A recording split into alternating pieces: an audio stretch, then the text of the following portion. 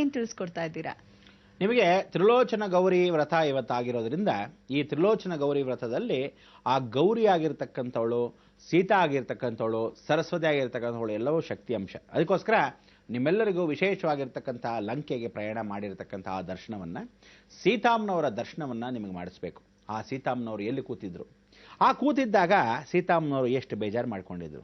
ಆ ಮರದಲ್ಲಿ, ಕಾಡಿನ ಮಧ್ಯದಲ್ಲಿ, ರಾಕ್ಷಸರ ಮಧ್ಯದಲ್ಲಿ, ನಿಗೂಢ ಪ್ರದೇಶದಲ್ಲಿ, ಯಾರಿಗೂ ಗೊತ್ತಿಲ್ಲದೆ ಇರತಕ್ಕಂಥ ಅಪರಿಚಿತರ ಜೊತೆಗೆ ಏಕಾಂಗಿಯಾಗಿ ಇಡೀ ಜಗತ್ತಿನ ಮರೆತು ಶ್ರೀರಾಮ ಶ್ರೀರಾಮ ಅಂತ ತಮ್ಮ ಯಜಮಾನರನ್ನು ನೆನೆಸ್ಕೊಂಡು ಇದ್ದಾಗ ಯಾರು ಸೇವೆಗೆ ಬರ್ತಾರೆ, ಯಾರು ಕಾಪಾಡ್ತಾರೆ, ಅಯ್ಯೋ ನನ್ನ ರಾಮ ಯಾವಾಗ ಬರ್ತಾನೆ ಅನ್ನೋದನ್ನ ಅವಳು ಕಾಯ್ತಾ ಕೂತ್ಕೊಂತಾಳೆ. ಆ ದಾರಿಯನ್ನು ಕಾಯ್ತಾ ಕೂತ್ಕೊಂಡಾಗ ಅಲ್ಲಿ ಬಂದಿರತಕ್ಕಂಥ ವಿಶೇಷ ಯಾರು ಬಂದರು ಅಂತ ನಿಮಗೆ ಗೊತ್ತೇ ಗೊತ್ತು. ಕಾಪಾಡಕ್ಕೆ ಬಂದಿದ್ದೀನಿ ಯಾರೂ ಅಲ್ಲ, ನಮ್ಮ ಆಂಜನೇಯ.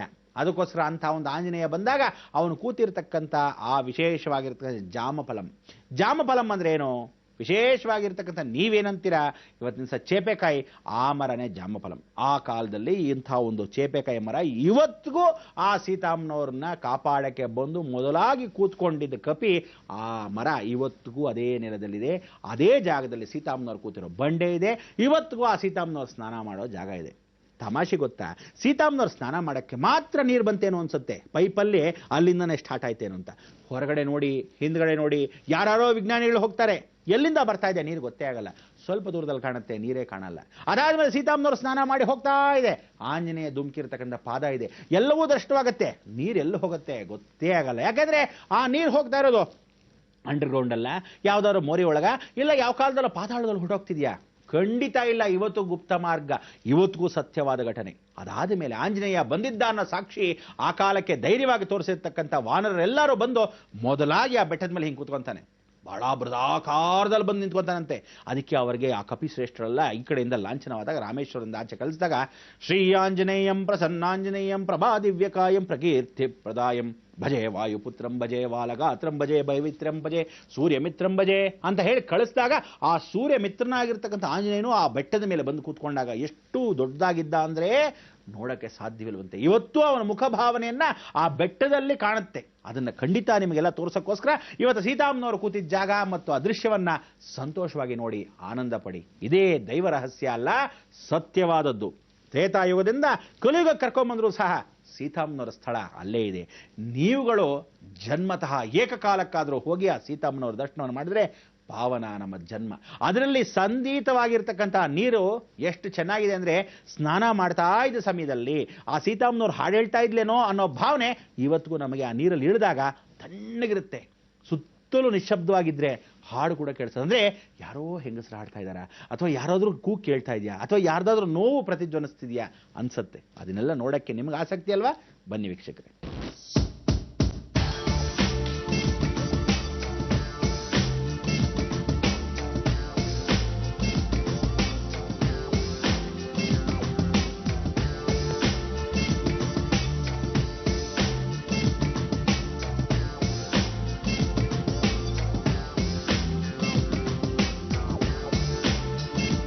ಪ್ರತ್ಯಕ್ಷವಾಗಿ ಅಲ್ಲಿ ನೋಡ್ತಕ್ಕಂಥ ವಿಚಾರ ವಿಶೇಷವಾಗಿ ಇದೇ ರಾವಣನ ಆಸ್ಥಾನ. ನೋಡಿ, ಅಲ್ಲಿ ಕೆಳಗಡೆ ಗುಹೆ ಇದೆ.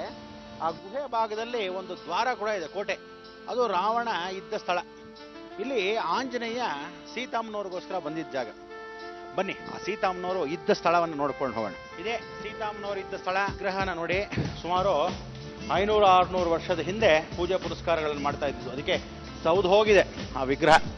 ಅಂದರೆ ಇಲ್ಲಿ ಒಂದು ಬಂಡೆ ಇತ್ತು, ಆ ಬಂಡೆ ಜಾಗವೇ ಇವತ್ತು ನೀವು ನೋಡ್ತಕ್ಕಂಥದ್ದು ಸೀತಾವನ. ಈ ಸೀತಾವನದಲ್ಲಿ ನಾವು ಸೀತಾಮ್ನವ್ರನ್ನ ಇಟ್ಟಿದ್ದ ಸ್ಥಳ ಅಂತ ಇವತ್ತಿಗೂ ಆ ಪ್ರತೀತಿ ಪೂರ್ವಕವಾಗಿ ಇರ್ತಕ್ಕಂಥದ್ದು. ಯಾಕಂದರೆ ಇಲ್ಲಿ ಕೆಳಗಡೆ ನದಿ ಹರಿತಾ ಇದೆ.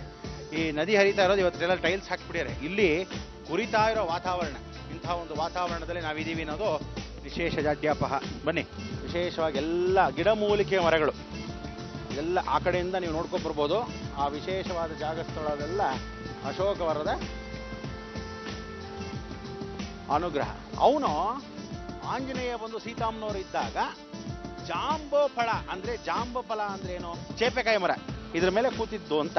ಸೊ ಅದಕ್ಕೆ ಆ ವಿಶೇಷವಾದ ಒಂದು ಮರ ಇವತ್ತಿಗೂ ಆಂಜನೇಯ ಕೂತ್ಕೊಂಡು ಸೀತಾಮ್ನವರು ನೋಡಿದ್ದು ಅನ್ನೋದು ಇದೇ ಮರದಲ್ಲಿ ವೃಕ್ಷ ಸ್ವರೂಪ ನೋಡಿ ಕಾಣ್ತಾ ಇರ್ತಕ್ಕಂಥ ಸಾಕ್ಷಿ. ಅದಕ್ಕೆ ಜಾಂಬ ಫಲದಲ್ಲಿ ಕೂತಿದ್ದ. ಇಲ್ಲಿ ನೀವು ನೋಡತಕ್ಕಂಥ ಆ ನದಿ 365 ದಿನಗಳ ಕಾಲವು ಜಲಪ್ರವೇಶವಾಗಿ ಅಲ್ಲಿಂದ ಹಾಗೆಯೇ ಪ್ರವಾಹ ಆಗ್ತಾ ಇರುತ್ತೆ. ಸುಮಾರು ಇಲ್ಲಿ ಮಳೆ ಬಂದಾಗ ತಾವುಗಳು ನೋಡ್ಬೋದು. ವಿಶೇಷ ಅಂದರೆ 3 ರಿಂದ 4 ಅಡಿ, 4 ರಿಂದ 5 ಅಡಿವರೆಗೂ ಸೀತಮ್ಮನವರಿದ್ದ ಸ್ಥಳದಲ್ಲಿ ಸ್ನಾನ ಮಾಡ್ತಾ ಇದ್ದ ಜಾಗ, ಅಂದರೆ ಆ ದಂಡೆ ಮೇಲೆ ಕೂತ್ಕೊಂಡು ಸ್ನಾನ ಮಾಡ್ತಾ ಇದ್ದ ಜಾಗ. ಗಿರಿವನ ನದಿಯ ಸ್ವರೂಪದಲ್ಲಿ ಮಧ್ಯಭಾಗ ಸ್ವರೂಪೇಣ ಸಂಸ್ಥಿತ. ಇಲ್ಲಿ ಆಂಜನೇಯ ಧುಮುಕಿದ್ದ ಸ್ಥಳ, ಅಂದರೆ ಸೀತಮ್ಮನವ್ರು ಎಲ್ಲಿದ್ದಾಳೆ ಅಂತ ಹೇಳಿ ಹುಡುಕ್ತಾ ಇದ್ದ ಜಾಗ. ಈ ಹುಡುಕ್ತಾ ಇರೋದಕ್ಕೋಸ್ಕರ ನೋಡಿ ಆ ಸ್ಥಳವೆಲ್ಲ ಇವತ್ತಿನ ದಿವಸ ಹಳ್ಳವಾಗಿದೆ. ಇದು ಅವನು ಇಟ್ಕೊಂಡಿರೋ ಕಾಲು ಜಾಗ, ಅವನು ಧುಮುಕಿದ ಜಾಗಗಳು ಇವತ್ತಿಗೂ ಪಾದಾರವಿಂದಂ ಸ್ವರೂಪೇಣ. ಅದಕ್ಕೆ ಅಸಾಧ್ಯ ಸಾಧಕ ಸ್ವಾಮಿನ್ ಅಸಾಧ್ಯಂ ದವ ಕಿಂವದ ಶ್ರೀರಾಮದೂತ ಕೃಪಾ ಸಿಂಧು ಮತ್ಕಾರ್ಯ ಸಾಧಯ ಪ್ರಭು.